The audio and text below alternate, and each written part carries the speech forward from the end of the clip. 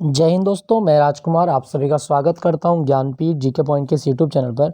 दोस्तों, SSC exam 2023 जिसमें आप एमटीएस, जिसमें आप सीजीएल की तैयारी अगर आप कर रहे हैं, जो सीजीएल का मतलब अभी ऑनलाइन स्टार्ट होने वाली है, एसएससी लेवल का कोई भी एग्ज़ाम जिसको आप फोकस कर रहे हैं 2023 के लिए, तो उन सबको ध्यान में रखते हुए जीके की मॉक टेस्ट सीरीज जो मैंने शुरू की थी, आज उसी में एक और मॉक टेस्ट मैं लेके आया हूँ। 25 प्रश्नों का अभ्यास करते हैं। तो चलिए शुरू करते हैं आज का मॉक टेस्ट। और अगर आपने चैनल को सब्सक्राइब नहीं किया हो तो प्लीज़ एक बार सब्सक्राइब जरूर कर लीजिएगा। वीडियो अच्छी लगे एक लाइक जरूर कीजिएगा, दोस्तों के साथ में शेयर कीजिएगा। मिलते हैं इसमें पहले क्वेश्चन के साथ में। चलिए, पहला क्वेश्चन क्या कहता है। पहला प्रश्न आपकी स्क्रीन पर। प्रधानमंत्री नरेंद्र मोदी ने किस शहर में आयुष्मान भारत स्वास्थ्य अवसंरचना मिशन का शुभारंभ किया है। दोस्तों, भारत में जो प्रधानमंत्री नरेंद्र मोदी हैं, इन्होंने आयुष्मान भारत स्वास्थ्य अवसंरचना मिशन ये कहाँ पे स्टार्ट किया था। Option C, Varanasi. एक्चुअल में वाराणसी ना मोदी जी का लोकसभा क्षेत्र है। मोदी जी जहाँ से सांसद हैं वो लोकसभा क्षेत्र आपका वाराणसी है। तो आप याद रखिएगा, वाराणसी से इनका मतलब लोकसभा क्षेत्र भी है और यहीं पर इन्होंने इस मिशन की शुरुआत की है, वाराणसी। दोस्तों, वाराणसी जो ना ये यूपी में आता है और वाराणसी को भारत की आध्यात्मिक राजधानी कहा गया है। कभी क्वेश्चन आए कि भारत की आध्यात्मिक राजधानी क्या है, तो वाराणसी को भारत की आध्यात्मिक राजधानी कहा जाता है। ठीक है। और दुनिया का सबसे प्राचीन शहर कौन सा है। वाराणसी ही दुनिया का सबसे प्राचीन शहर है। क्लियर। दोस्तों, क्या आपको पता है कि भारत में भारतीय सब्जी अनुसंधान संस्थान कहाँ पर है।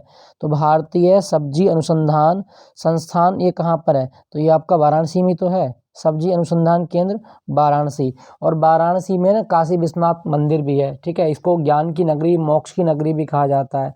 क्लियर। दोस्तों, मैं आपको एक चीज़ और बता देता हूँ। देखो, यहाँ पे लिखा गया लखनऊ। अगर आपसे पूछे केंद्रीय विश्व विज्ञान अनुसंधान केंद्र, केंद्रीय विश्व अनुसंधान केंद्र ये कहाँ पर है। लखनऊ में केंद्रीय विश्व विज्ञान अनुसंधान केंद्र है, लखनऊ। और लखनऊ को नवाबों की नगरी कहा जाता है। लखनऊ गोमती नदी के तट पर है, याद रखना इसके बारे में।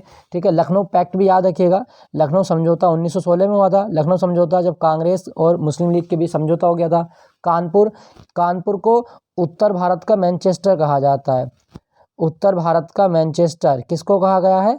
कानपुर को उत्तर भारत का मैनचेस्टर कहा जाता है। और कानपुर में राष्ट्रीय दलहन अनुसंधान केंद्र भी है।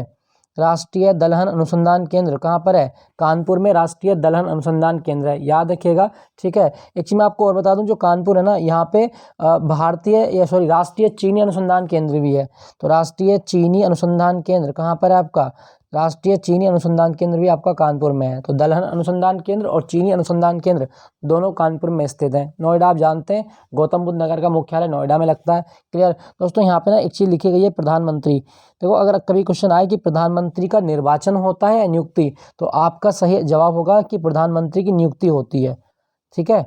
भारत में प्रधानमंत्री की नियुक्ति होती है राष्ट्रपति के द्वारा। और प्रधानमंत्री बनने के लिए न्यूनतम आयु 25 वर्ष होनी चाहिए। आप लोकसभा के सदस्य हों या राज्यसभा के सदस्य हों, इनमें से किसी भी सदन का सदस्य हों, कोई दिक्कत वाली बात नहीं है, लेकिन एज कम से कम 25 तो हो प्रधानमंत्री बनने के लिए। नियुक्ति जरूर होती है, ध्यान रखना। नेक्स्ट प्रश्न की ओर चलते हैं। क्रोमियम का परमाणु क्रमांक कितना होता है। दोस्तों, क्रोमियम हमारी जो आवर्त सारणी है उसमें 24वें नंबर पे होता है। तो क्रोमियम का परमाणु क्रमांक 24 होता है, याद रखिएगा, इंपॉर्टेंट है, पूछा जाता है। दोस्तों, अगर आपसे पूछा जाए कि जो स्टील होती है, स्टील को जंग से बचाने के लिए उसमें क्या मिलाते हैं, तो स्टील को जंग रहित करने के लिए उसमें क्रोमियम तो मिलाते हैं। याद रखिएगा, क्रोमियम का एटॉमिक नंबर कितना है, 24 होता है। नेक्स्ट प्रश्न। सराय नूर महल भारत का एक केंद्रीय संरक्षित स्मारक है, यह भारत के किस राज्य में स्थित है। दोस्तों, सराय नूर महल की हम बात करें तो ये जो पंजाब राज्य में है और ये जालंधर में आता है। तो ऑप्शन सी इसका सही जवाब है, जालंधर में। ठीक है, याद रखिएगा। अच्छा, इसको ये किससे संबंधित है वैसे, तो आप याद रखना, जो सराय का निर्माण था ना, वो मुगल सम्राट जहांगीर की पत्नी नूरजहां के आदेश पर किया गया था। तो नूर जहां के नाम पर इसका नाम नूर महल पड़ गया है। ठीक है, याद रखिएगा, ये नूर महल लिखा हुआ है। अच्छा, पंजाब की मैं बात करता हूँ। पंजाब का ना एक डांस बड़ा इंपॉर्टेंट है सर, भांगड़ा। दोस्तों, भांगड़ा डांस याद रखिएगा। और भांगड़ा मेल करते हैं, पुरुष करते हैं। और पंजाब की एक शैली है गिद्धा, गिद्धा शैली। पंजाब की एक गिद्धा शैली, और गिद्धा शैली ये महिलाओं के द्वारा किया जाने वाला डांस है। तो पंजाब, ठीक है, याद रखिएगा, 5 नदियों की भूमि पंजाब को कहा जाता है। यहाँ के मुख्यमंत्री हैं भगवंत सिंह मान। और पंजाब में ना एक शहर और है आपका कपूरथला, बड़ा इंपॉर्टेंट है कपूरथला, बहुत आता है एग्जाम में, कपूरथला। तो अगर कभी क्वेश्चन आए कि भारतीय रेल कोच फैक्ट्री कहाँ पर है, तो भारत की rail coach factory rail coach factory ये कपूरथला में है, पंजाब में ही तो है कपूरथला, याद रखिएगा इसके बारे में, rail coach factory Punjab. Clear दोस्तों मैं आपको एक चीज़ और बता देता हूँ, अगर कभी क्वेश्चन आए कि पंजाब में एक शहर है आपका अमृतसर, ये बहुत आता है, कई बार एग्जाम में पूछा गया है कि जलियांवाला बाग हत्याकांड किस शहर में हुआ था, तो जलियांवाला बाग हत्याकांड 1919 में हुआ था और ये आपका अमृतसर में हुआ था, अमृतसर पंजाब में आता है आपका। क्लियर दोस्तों, चलिए अगले प्रश्न की ओर चलते हैं। तो सराय नूर महल पंजाब में, जालंधर में। मुगल बादशाह औरंगजेब की मृत्यु किस वर्ष हुई थी? दोस्तों औरंगजेब की मृत्यु कब हुई? तो 20 फरवरी सन 1707 ईस्वी को औरंगजेब की मृत्यु हुई थी। ठीक है, याद रखिएगा 20 फरवरी सन 1707 ईस्वी को। अच्छा, औरंगजेब का क्या नाम है? औरंगजेब को जिंदा पीर कहा जाता है, इसका एक उपनाम पड़ गया था जिंदा पीर। सबसे ज़्यादा हिंदू मनसबदार जो रहते हैं वो औरंगजेब की सेना में रहते हैं। अपने आप को आलमगीर की उपाधि दी है इसने, तो आलमगीर इसका टाइटल है, जरूर याद रखिएगा। आलमगीर किसको कहा गया? तो औरंगजेब को। और औरंगजेब जो है ना, ये बीणा बजाने में बहुत ज़्यादा कुशल था, तो कभी क्वेश्चन आए कि औरंगजेब कौन सा वाद्य यंत्र बजाता है? बीणा बजाता है। क्लियर दोस्तों, तो औरंगजेब की मृत्यु सन 1707 में हुई थी। नेक्स्ट, रोड टू मसूरी पुस्तक के लेखक कौन है? दोस्तों रोड टू मसूरी पुस्तक के लेखक रस्किन बॉन्ड है, ऑप्शन डी इसका सही जवाब है, रस्किन बॉन्ड। बहुत इंपॉर्टेंट है, कई बार एग्जाम में आता है। रस्किन बॉन्ड की तो किताबें इतनी फेमस है कि हर एग्जाम में पूछी जाती हैं। ठीक है दोस्तों मैं आपको एक चीज़ बता दूं, कभी क्वेश्चन आए कि लॉन फॉक्स डांसिंग किसकी आत्मकथा है? तो रस्किन बॉन्ड जो बच्चों की सबसे फेवरेट लेखक माने जाते हैं, रस्किन बॉन्ड की आत्मकथा है लॉन फॉक्स डांसिंग। ठीक है, याद रखिएगा। जो यहाँ पे लिखा गया मसूरी, मसूरी उत्तराखंड में है। क्या आपको पता है कि मसूरी में एक संस्था भी है, लवासना, लाल बहादुर शास्त्री राष्ट्रीय प्रशासनिक अकादमी लवासना, जहाँ पे IAS की ट्रेनिंग होती है भारत में, तो वो कहाँ पर आपका मसूरी में तो है। कभी क्वेश्चन आता है कि लाल बहादुर शास्त्री राष्ट्रीय प्रशासनिक अकादमी कहाँ पर है? मसूरी में है दोस्तों, याद रखिएगा, इंपॉर्टेंट पूछा जाता है। क्लियर, नेक्स्ट पॉइंट को चलते हैं। कालबेलिया नृत्य शैली किस राज्य से संबंधित है? दोस्तों कालबेलिया डांस जो होता है ना, ये कालबेलिया जनजाति करती है राजस्थान में, ऑप्शन ए इसका सही जवाब है। कालबेलिया डांस राजस्थान में किया जाता है। अच्छा, क्या आपको पता है कि कालबेलिया की सबसे प्रसिद्ध कलाकार कौन है? गुलाबो सपेरा, एक महिला है ये। और मैं चाहता हूँ कि इनको आप देखिएगा यूट्यूब पे, गुलाबो सपेरा डाल के किस तरह का डांस करती हैं ये, बड़ा अमेजिंग डांस है गुलाबो सपेरा। ये कालबेलिया डांस की मतलब वर्तमान में सबसे बड़ी प्रवर्तक मानी जाती हैं। जो कालबेलिया डांस है, इसको जीवंत रखने का श्रेय गुलाबो सपेरा को दिया जाता है। तो कालबेलिया नृत्य शैली राजस्थान से उत्पन्न है, आप याद रखिएगा। क्या राजस्थान का कोई और भी डांस आपको याद रखना है? बिल्कुल याद रखिएगा, घूमर डांस आप याद रखें, घूमर के साथ में कठपुतली डांस आप याद रखिएगा, राजस्थान का ये कठपुतली। और कठपुतली के साथ में 13 ताली बहुत आता है एग्जाम में, 13 ताली कहाँ का डांस है? राजस्थान का। गींदड़ बहुत पूछता है एग्जाम में, गींदड़ कहाँ का डांस है? राजस्थान का। गैर बहुत पूछता है एग्जाम में, गैर कहाँ का डांस है? ठीक है, कच्छी घोड़ी बहुत पूछता है एग्जाम में, कच्छी घोड़ी, तो ये भी आपका राजस्थान का डांस है। ठीक है, तो सारे डांस आपके राजस्थान के, याद रखिएगा, इंपॉर्टेंट है। ठीक है दोस्तों, चलो एक क्वेश्चन बता दीजिएगा फिर कमेंट में लिख के। गणगौर उत्सव होता है राजस्थान में, गणगौर उत्सव राजस्थान में कितने दिन तक मनाया जाता है और उसमें किसकी पूजा होती है? कमेंट में लिख के बताइएगा। गणगौर उत्सव राजस्थान में। ठीक है, मारवाड़ उत्सव भी होता है वैसे। क्लियर दोस्तों, राजस्थान में ना एक जगह आप याद रखिएगा, राजस्थान का ही शहर है भरतपुर। और अगर आपसे पूछा जाए भरतपुर में क्या है ऐसा, तो आप याद रखना, भरतपुर में भारत का राष्ट्रीय सरसों अनुसंधान केंद्र है। राष्ट्रीय सरसों अनुसंधान केंद्र कहाँ पर है? तो भरतपुर में राष्ट्रीय सरसों अनुसंधान केंद्र भारत का, याद रखना इसके बारे में। और भरतपुर में ही केवलादेव पक्षी विहार भी है। केवलादेव पक्षी विहार कहाँ पर है? भरतपुर में केवलादेव पक्षी विहार है। क्लियर, याद रखिएगा, इसके बारे में इंपॉर्टेंट पूछा जाता है। और राजस्थान भारत का सबसे बड़ा राज्य है एरिया वाइज, सबसे बड़ा राज्य एरिया वाइज। और अभी इसका स्थापना दिवस हुआ था 30 मार्च 1949 को।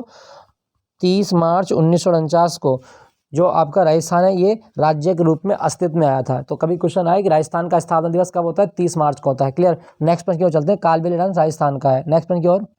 हाइड्रोजन का परमाणु द्रव्यमान लगभग कितना होता है? दोस्तों हाइड्रोजन का परमाणु द्रव्यमान की बात करें तो देखो, हाइड्रोजन का परमाणु द्रव्यमान 1 होता है। ठीक है, सही जवाब होगा आपका ऑप्शन बी, 1 होता है। और हाइड्रोजन के कितने समस्थानिक है दोस्तों? तो आप याद रखिएगा दोस्तों, हाइड्रोजन के 3 समस्थानिक होते हैं, 1H1।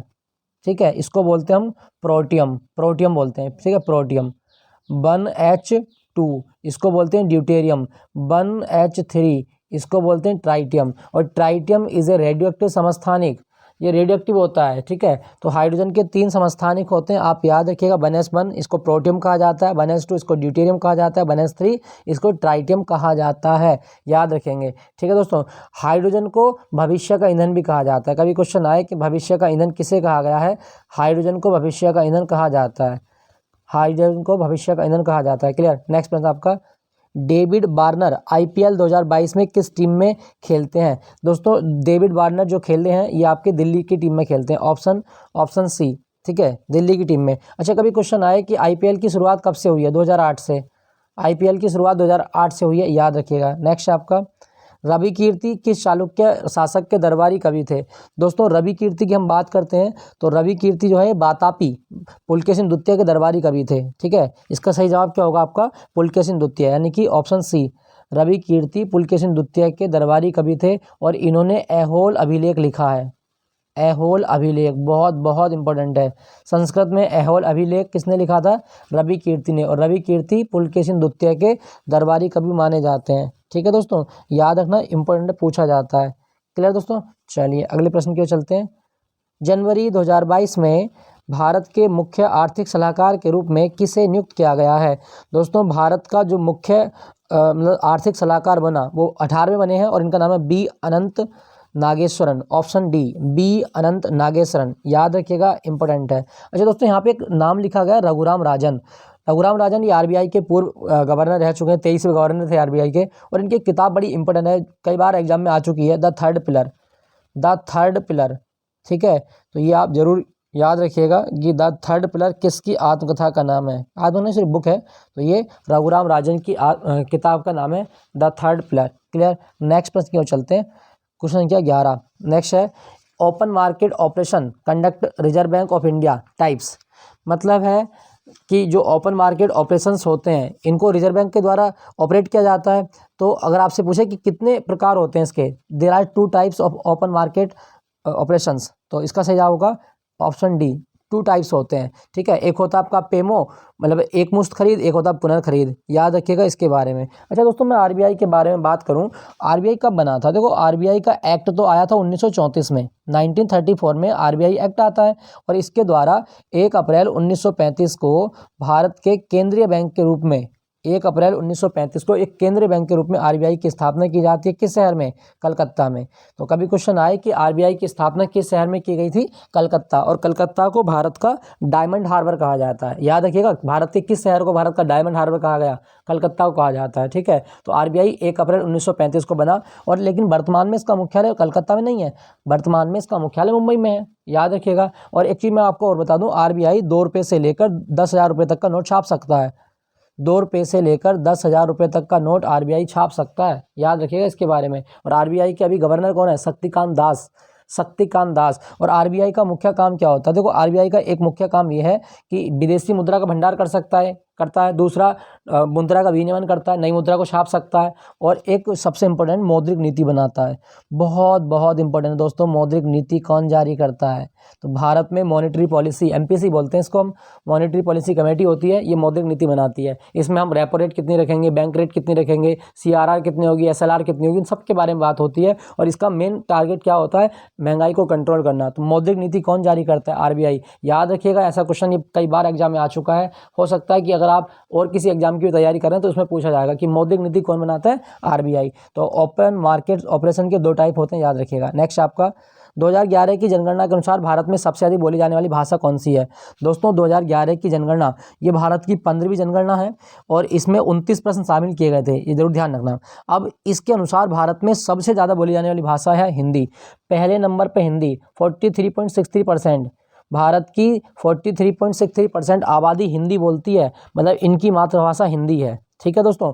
इसके बाद में बांग्ला का स्थान आता है, हिंदी बांग्ला लगभग 8%, और उसके बाद में आता मराठी, तो मराठी तीसरी भाषा है, और तेलुगु चौथी भाषा है, तेलुगु चौथी, मराठी तीसरी और बांग्ला दूसरी। तो ये आप याद रखिएगा, भारत में सबसे ज़्यादा बोली जाने वाली भाषा हिंदी है, ठीक है। क्या आपको पता है दोस्तों हिंदी भारत की राजभाषा है और इसको राजभाषा का स्टेटस कब मिला था, तो 14 सितंबर 1949 को हिंदी को राजभाषा का दर्जा दिया गया था 14 सितंबर 1949 को। और संविधान का आर्टिकल 343(1) ये कहता है कि हिंदी भारत की राजभाषा होगी, संघ की राजभाषा होगी और इसकी लिपि देवनागरी होगी। तो आर्टिकल 343 माइंड में रट लो, ये आपके एग्जाम में पूछा जाएगा। वीडियो जैसे एग्जाम में भी क्वेश्चन आया था और ये आपसे फिर पूछा जाएगा, तो आप याद रखिएगा। अनुच्छेद 343(1) में कहा गया हिंदी भारत की राजभाषा है। ध्यान रखना, राजभाषा की बात कर रहा हूँ। एक क्वेश्चन तो इसी शब्द से बनाता है, राजभाषा है राष्ट्रभाषा, तो राजभाषा है संवैधानिक अनुसार, याद रखिएगा। तो क्वेश्चन संख्या 13 की ओर चलते हैं। क्वेश्चन संख्या 13 क्या कहता है? राधा श्रीधर को भारत के किस शास्त्रीय नृत्य के लिए साहित्य नाटक संगीत नाटक अकादमी पुरस्कार दिया गया? ठीक है, 2018 में इनको संगीत नाटक अकादमी अवार्ड मिला।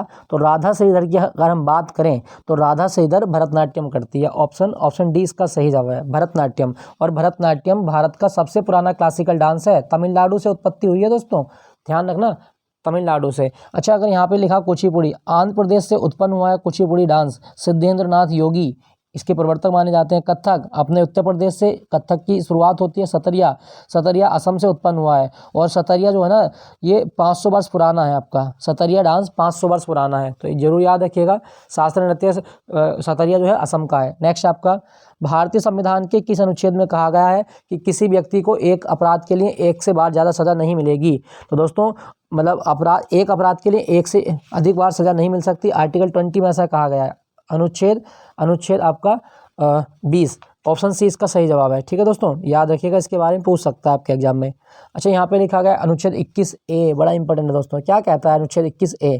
ये बात करता है प्राण एवं दैहिक स्वतंत्रता के बारे में, प्राण एवं दैहिक स्वतंत्रता के बारे में बात करता है। और इसी में कहा गया है कि अनुच्छेद 21A में ही ये कहा गया है कि जो शिक्षा है ना, वो बच्चों का मौलिक अधिकार भी है। शिक्षा बच्चों का मौलिक अधिकार है। ठीक है दोस्तों, यहाँ पे लिखा गया है एक ऑप्शन अनुच्छेद 18। अनुच्छेद 18 किससे संबंधित है? ये टाइटल का अबोलिशन करता है, उपाधियों का अंत करता है, उपाधियों का अंत। और अनुच्छेद 28 किससे संबंधित है दोस्तों? अनुच्छेद 28 कहा गया है कि राज्य विधि से पूर्णतः पोषित किसी शिक्षा संस्थान में कोई धार्मिक शिक्षा नहीं दी जाएगी, तो धार्मिक शिक्षा को बैन लगाता है। अच्छा, भारत का संविधान दिवस कब होता है? 26 नवंबर को। 26 नवंबर को भारत का संविधान दिवस मनाया जाता है। भारत का संविधान 2 साल 11 माह 18 दिन में बनके तैयार हुआ था। और संविधान के प्रत्येक पृष्ठ पर किसके साइन है? प्रेम बिहारी नारायण रायजादा के साइन है। याद रखिएगा, संविधान के प्रत्येक पृष्ठ पर इस व्यक्ति के साइन है। क्लियर? नेक्स्ट में क्यों चलते हैं। भारत में स्थल से घिरा सबसे गहरा बंदरगाह और संरक्षित बंदरगाह कौन सा है? तो दोस्तों भारत में स्थल से घिरा बंदरगाह विशाखापत्तनम, ऑप्शन डी इसका सही जवाब है, विशाखापत्तनम बंदरगाह। ठीक है, गंगावरम पोर्ट बोलते हैं इसे हम, तो जरूर याद रखिएगा, आपसे फिर पूछा जाएगा। अच्छा, कभी क्वेश्चन आए ना कि विशाखापत्तनम किस राज्य में? आंध्र प्रदेश में है। वैसे तो आंध्र प्रदेश में पूर्वी घाट पे आता है।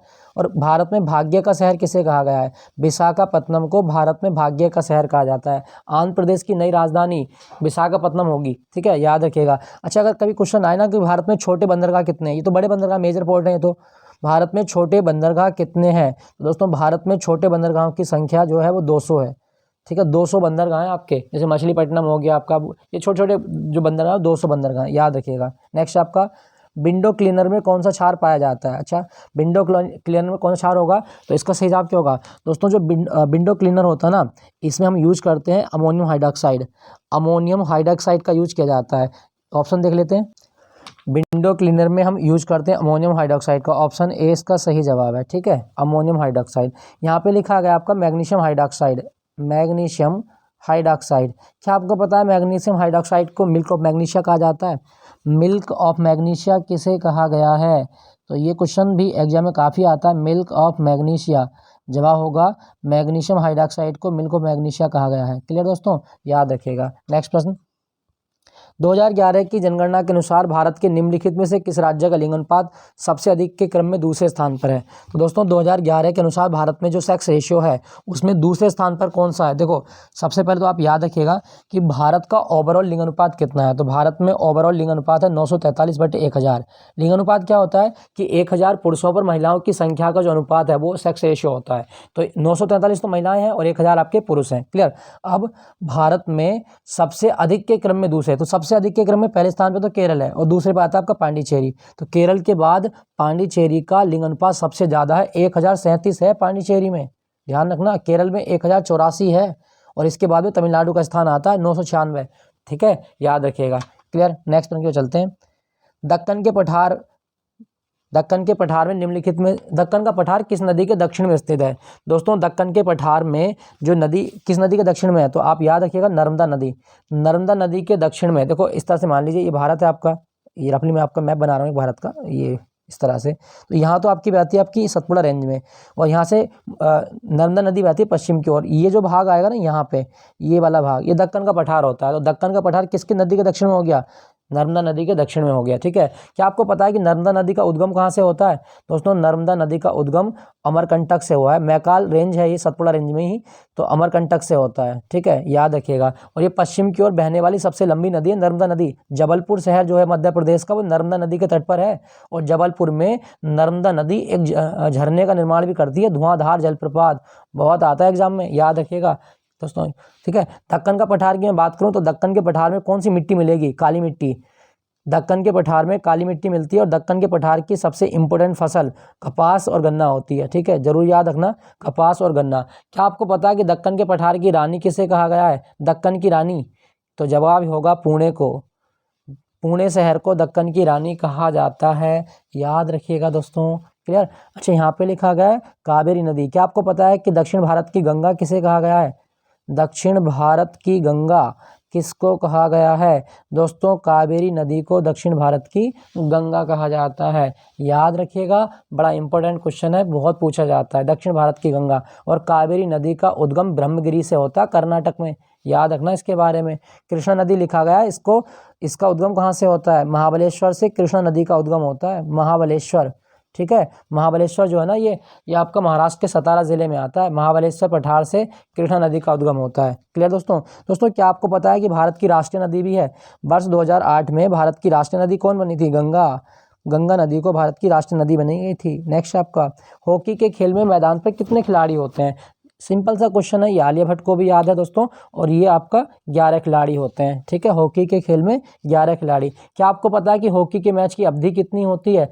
हॉकी के मैच की अवधि 60 मिनट होती है। 15-15 मिनट के 4 स्लॉट में ये गेम खेला जाता है। ठीक है, 60 मिनट की अवधि होती है, याद रखिएगा। और भारत में क्या आपको पता है कि हॉकी का जादूगर किसे कहा गया? हॉकी का जादूगर, खैर ये तो आपको पता ही होता है, मेजर ध्यानचंद को हॉकी का जादूगर कहा जाता है। और एक चीज़ मैं आपको और बता दूं, भारत में 29 अगस्त को राष्ट्रीय खेल दिवस मनाया जाता है। हॉकी भारत का राष्ट्रीय खेल नहीं है, याद रखिएगा, भारत का कोई भी राष्ट्रीय खेल नहीं है। ठीक है, नेक्स्ट प्रश्न की ओर चलते हैं। याओशांग उत्सव भारत के किस राज्य में मनाया जाता है? दोस्तों याओशांग उत्सव की मैं बात करूं तो फाल्गुन माह में होता है, और ये आपका मणिपुर में होता है। ऑप्शन बी इसका सही जवाब है, मणिपुर। मणिपुर की स्थापना कब हुई थी? 21 जनवरी 1972 को मणिपुर राज्य अस्तित्व में आया था। ठीक है दोस्तों। मणिपुर में दोस्तों तैरते हुए घास के टीले मिलते हैं, जिनको फुमड़ी कहा जाता है, लोकटक झील में मिलते हैं। तो फुमड़ी घास के टीले कहाँ मिलेंगे? जवाब होगा मणिपुर में। कौन सी झील पर? लोकटक झील पर मिलते हैं। ठीक है, लोकटक झील। और मणिपुर का ना एक त्योहार है संगई महोत्सव, बहुत आता है एग्जाम में। संगई महोत्सव कहाँ होता है? तो मणिपुर में। मीराबाई चानू कौन से राज्य संबंधित है? मणिपुर से। नेक्स्ट प्रश्न आपका, पंडित किशन महाराज कौन सा वाद्य यंत्र बजाते हैं? दोस्तों पंडित किशन महाराज की अगर हम बात करें तो पंडित किशन महाराज बजाते हैं तबला। ऑप्शन सी इसका सही जवाब है। जाकिर हुसैन भी तो तबला बजाते हैं, जाकिर हुसैन। और दूसरा अल्लाह रखा कुरैशी, ठीक है, अल्लाह रखा कुरैशी भी तबला वादन करते हैं। संतूर के लिए तो आपका सबसे प्रसिद्ध नाम कौन है? पंडित शिव कुमार शर्मा। पंडित शिव कुमार शर्मा ही संतूर वादन करते हैं। क्या आपको पता है कि संतूर की उत्पत्ति जम्मू कश्मीर से हुई है? एसएससी ने एक बार क्वेश्चन पूछा था, संतूर की उत्पत्ति कहाँ से हुई है? तो जम्मू कश्मीर से हुई है। ठीक है दोस्तों सितार का आविष्कारक कौन है? सितार का आविष्कारक है अमीर खुसरो। लेकिन भारत में एक क्वेश्चन आएगा, पंडित रविशंकर कौन सा वाद्य यंत्र बजाते हैं? तो पंडित रविशंकर सितार वादन के लिए प्रसिद्ध है। नेक्स्ट प्रश्न की ओर चलते हैं। भारतीय संविधान की किस अनुसूची में संघ सूची से संबंधित प्रावधान है? दोस्तों संघ सूची से संबंधित प्रावधान तो आप याद रखिएगा, देखो भारतीय संविधान की जो 7वीं अनुसूची है ना, इसमें 3 सूची हैं, संघ सूची, राज्य सूची और समवर्ती सूची। तो 7वीं अनुसूची जो है ये संघ सूची संबंधित है। 10वीं अनुसूची दल बदल के लिए है, दल बदल से संबंधित। 52वां संविधान संशोधन हुआ था, इसके द्वारा 10वीं सूची ऐड की गई थी। 9वीं अनुसूची जो पहला संविधान संशोधन हुआ था 1951 में, इसके द्वारा ऐड की गई थी। 4थी अनुसूची क्या कहती है कि राज्यसभा में सीटों का आरक्षण, राज्यसभा की सीटों के बारे में आवंटन करता है 4थी अनुसूची। क्वेश्चन संख्या 23 की ओर चलते हैं। अच्छा आपका विटामिन डी की लंबे समय तक कमी के कारण निम्नलिखित में कौन सा रोग हो जाएगा? दोस्तों अगर विटामिन सी आप पर्याप्त मात्रा में नहीं खा रहे हैं तो विटामिन सी की कमी से जो रोग आपको होगा वो होगा आपका विटामिन सी की कमी से रिकेट्स हो जाता है, रिकेट्स, ठीक है, रिकेट्स हो जाता है विटामिन डी की कमी से। क्या आपको पता है कि सनशाइन विटामिन किसे कहा जाता है? दोस्तों सनशाइन विटामिन विटामिन डी को कहा जाता है। और विटामिन डी एक ऐसा विटामिन है जो हार्मोन के रूप में कार्य करता है। सुपर सुपर इंपॉर्टेंट क्वेश्चन, कौन सा विटामिन हार्मोन के रूप में कार्य करता है? विटामिन डी हार्मोन के रूप में कार्य करता है। इसका मेन काम क्या है? इसमें मेन काम है हड्डियों और दांतों को मजबूती देना, क्योंकि विटामिन डी के अंदर कैल्शियम बहुत ज़्यादा होता है और इसी ने इसका नाम पड़ गया कैल्सीफेरॉल। तो कैल्सीफेरॉल विटामिन किसका? डी का नाम है, ठीक है दोस्तों, याद रखिएगा। विटामिन शब्द किसने दिया था? फंक ने दिया था, ठीक है। और विटामिन 2 प्रकार के होते हैं। विटामिन 2 प्रकार कैसे? एक होता है आपका वसा में घुलनशील विटामिन, तो वसा में घुलनशील विटामिन होता है ए, डी, ई और के। और एक होता है आपका जल में घुलने वाले, तो जल में घुलने वाले विटामिन विटामिन बी और सी होते हैं, ठीक है दोस्तों, याद रखिएगा, इंपॉर्टेंट है। नेक्स्ट पॉइंट की ओर चलते हैं। जलियांवाला बाग हत्याकांड 13 अप्रैल 1919 में किसके उत्तर प्रभाव के रूप में देखा गया? तो दोस्तों जलियांवाला बाग हत्याकांड जो आया था ना, इसमें 2 लोगों की गिरफ्तारी हो गई थी रोलर एक्ट के चलते, एक सैफुद्दीन किचलू और सत्यपाल मलिक। तो इनकी गिरफ्तारी के विरोध में लोगों का एक विशाल जनसमूह अमृतसर के जलियांवाला बाग हत्याकांड मतलब जलियांवाला बाग में एकत्र होता है। और जहाँ जो पंजाब का वो था मतलब गवर्नर, उसने क्या कर दिया, उससे निहत्थी जनता पर गोली चलाने का आदेश दे दिया। तो मतलब क्या है कि इसमें जो ब्रिटिश सरकार द्वारा हंटर आयोग की नियुक्ति, आपसे क्या पूछा गया था? इसमें पूछा गया था कि उत्तर प्रभाग के रूप में कौन सी घटना घटित हुई। तो मतलब जलियांवाला बाग हत्याकांड की जांच करने के लिए एक समिति बनी थी जिसका नाम था हंटर आयोग। तो ऑप्शन डी इसका सही जवाब है, ठीक है, हंटर आयोग। अच्छा, जलियांवाला बाग से ना मैं आपको एक चीज़ बता दूं, ये एक बार क्वेश्चन और आया था कि जलियांवाला बाग किस त्यौहार के दिन घटित हुआ था? बैसाखी थी उस दिन, बैसाखी के दिन ये घटित हुआ था, ठीक है, याद रखिएगा, इंपॉर्टेंट है। नेक्स्ट पॉइंट क्यों चलते हैं। नेक्स्ट प्रश्न आपका, नीचे दिए गए कथनों में से कौन सा कथन सही है? अच्छा, कौन सा कथन सही है देख लेते हैं। अशोक के अधिकांश शिलालेख ब्राह्मी लिपि में लिखे गए हैं, बिल्कुल सही है।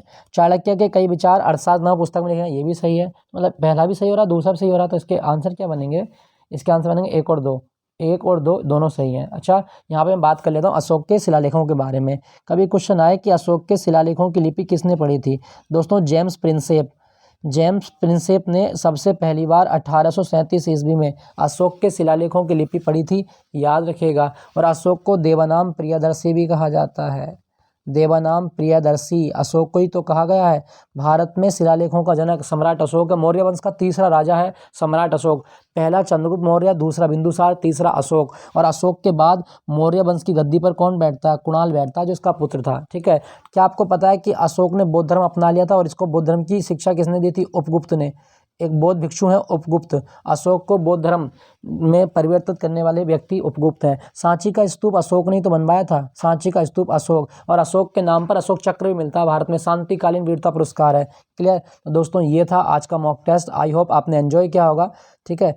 और मिलता हूँ आपको फिर अगले मॉक टेस्ट में। Thank you for watching Jnanpith GK point. आज मैं आपको बता दूं दोस्तों, शाम को आज वीडियो एग्जाम के लिए भी प्रैक्टिस सेट हम अपलोड करेंगे, वीडियो री एग्जाम, क्योंकि वीडियो का जो एग्जाम होना है आपका वो 17 और 18 जून को प्रस्तावित हो गया है अब, ठीक है। 17 जून और 18 जून को 2023 में वीडियो का एग्जाम होगा। तो इसके लिए मॉक टेस्ट सीरीज आज से शुरू कर दी जाएगी। Science special mock test series मैं आज से शुरू करूंगा, ठीक है। तो 2 मॉक टेस्ट आएंगे आपके, तो बने रहिएगा मेरे साथ में। Thank you for watching Jnanpith GK point.